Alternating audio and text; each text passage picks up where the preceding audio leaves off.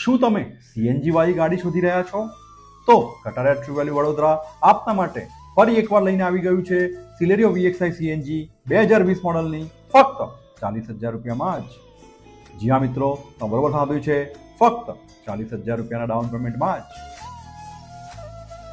આ ટીપટોપ કન્ડિશનની first owner CNG car ફક્ત 52,914 કિલોમીટર કંપનીના સર્વિસ રેકોર્ડ પ્રમાણે ગેરંટેડ જેન્યુઇન ચાલેલી છે.